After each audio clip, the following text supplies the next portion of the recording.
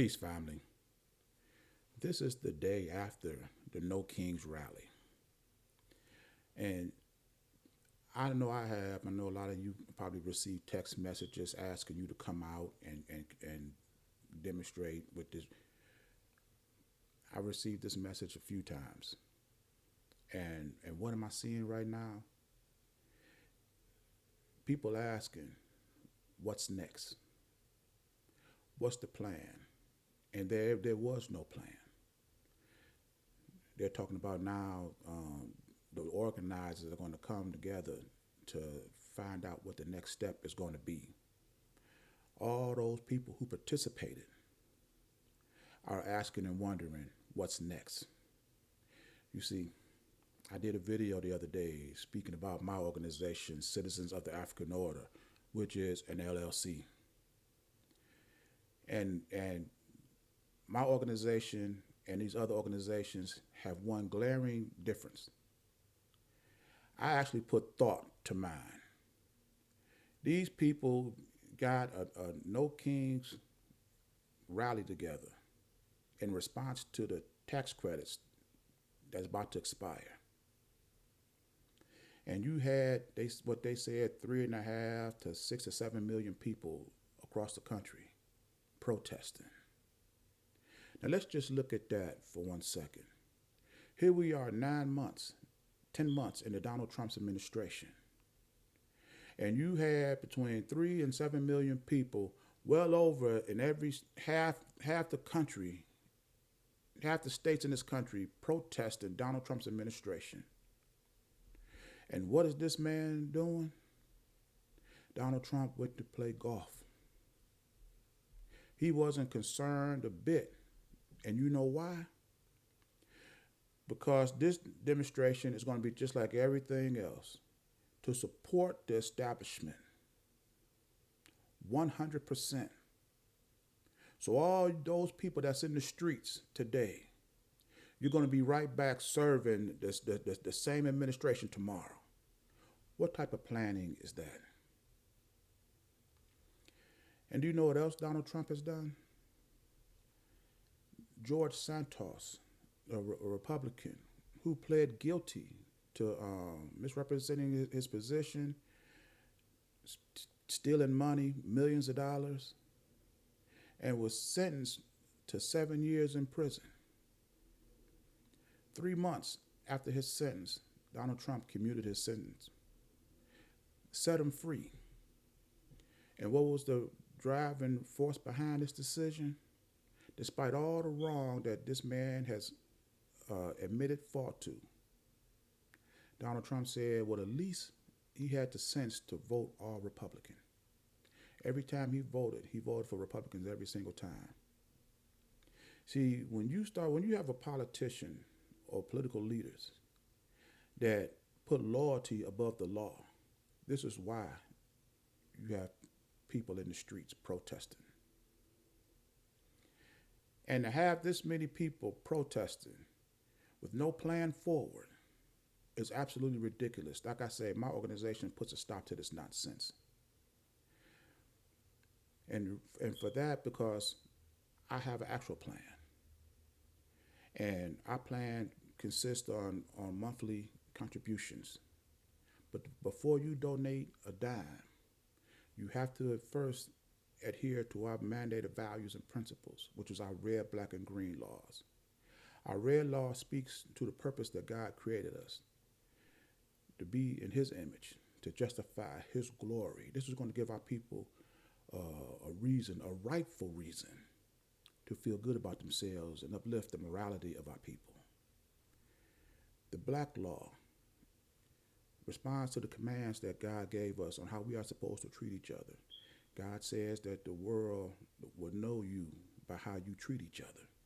This means we're supposed to love, respect, and be kind to one another. If we're going to love anybody, we're going to love our people first. If we're going to forgive anybody, we're going to forgive our people first. The world should look up to us. He wanted us to be an example to the world. And who is the world? The world is every other nation besides us.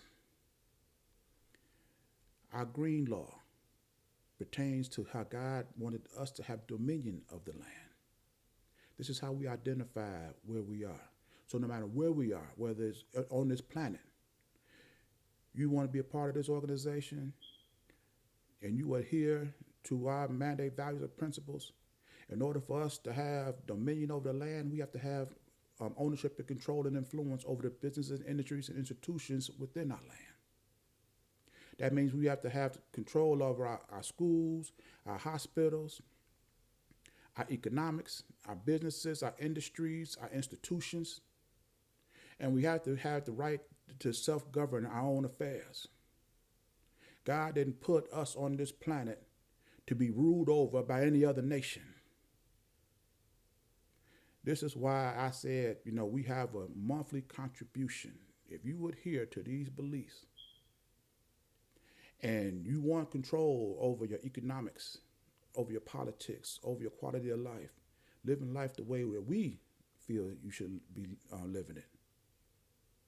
Every month you contribute to our goals and desires. We're going to build schools to educate our people.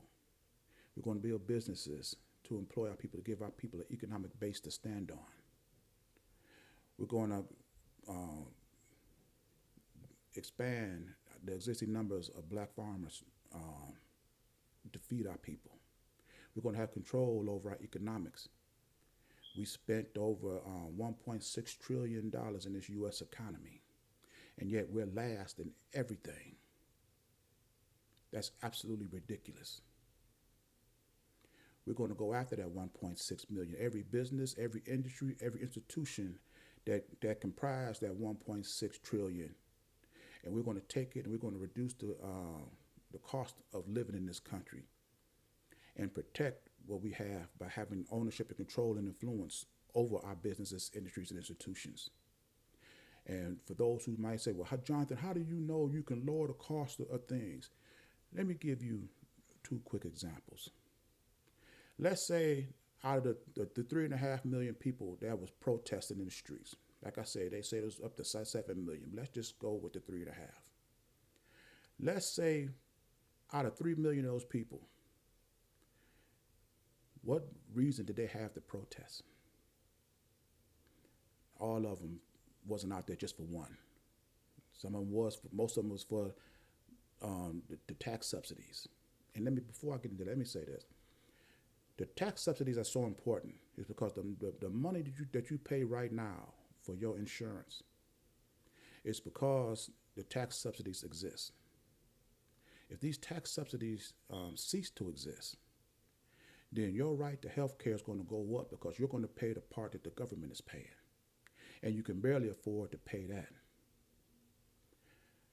Now, with black farmers, how are we going to guarantee that we can lower the cost? Black farmers right now have to sell their products and services to white distributors.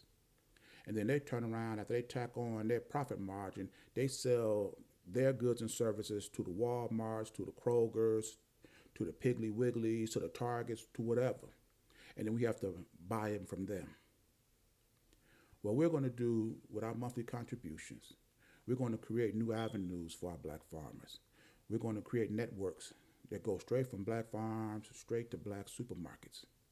We're going to cut out the profit margin that whites took when they have to wait and sell their goods and services to white institutions. Even if the black farmers are selling meat, produce, or whatever that need to be processed, we will have our own ability to process our foods. We build our own processing stations. And in some cases, we can even process the foods within the supermarkets, which create more jobs for our people. And we're going to apply that same black farmers to black markets perspective to medicine. Case in point, my auntie, whom I love dearly, was telling me that she had knee surgery. One of her first knee operation cost her like about $17,000. Then by the time it was for her second knee operation, it was in the $20,000s of dollars. That's absolutely ridiculous. How many of those 3.5 million people that was protesting, how many of those people you think have knees? How many of those 3.5 million people might have knee surgery in the future? How many of those 3.5 million people have aunties, uncles, cousins, nieces, nephews, brothers and sisters, mothers and fathers that got knees? Through your monthly contribution, we can build clinics and hospitals in our community. And if we offer knee surgery at just half the cost of what you're paying for the establishment, and give our people a choice, because Citizens of the African Order is an organization that's going to give our people an alternative of what you got now and what we can do for ourselves. And if for some reason you think that white businesses, white industries, white institutions are ever going to prioritize the needs and interests of black people at the same rate that they prioritize their own, then this is not the organization for you. But if you think like I think that nobody's going to care and provide for our people the way we would ourselves, then this is the organization for you.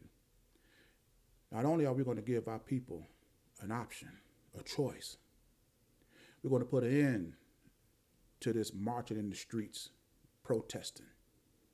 Because if this was a true democracy, there's no way on earth that you would have this much dissension and that got the people in the streets protesting. And the president, whom you protested, is on the golf course playing golf and releasing criminals just because they're loyal to him and forget the law. You know, we're modernizing the civil rights movement. This is the evolution of the civil rights movement. We're going to use today's technology, lessons from the past, to make an immediate impact on our people today that's going to power us into the future. No more are you going to have to protest and beg somebody to treat you with respect. We're going to enter a new era where black people build businesses, industries, and institutions that's going to give them respect. Words on paper no longer suffice. Our protections of liberties, freedoms in this country is going to be cemented in brick and steel businesses and industries in our community that we own, that we control, period. So if this sounds like something that you'd be interested in, like I say, because I'm going to finish up my website, because this is ridiculous. We cannot continue going on. Like this is a blatant assault. This presidential administration is actually legislating in reverse. They are removing rights, freedoms, and privileges right in front of our eyes. And these people that's organizing millions of people in the streets don't even got a plan for tomorrow. This nonsense has got to stop. And my organization is going to be the one to stop it. So I'm in this video here. And as always, leave your thoughts in the comments, and I'll see you in my next video. Ashe.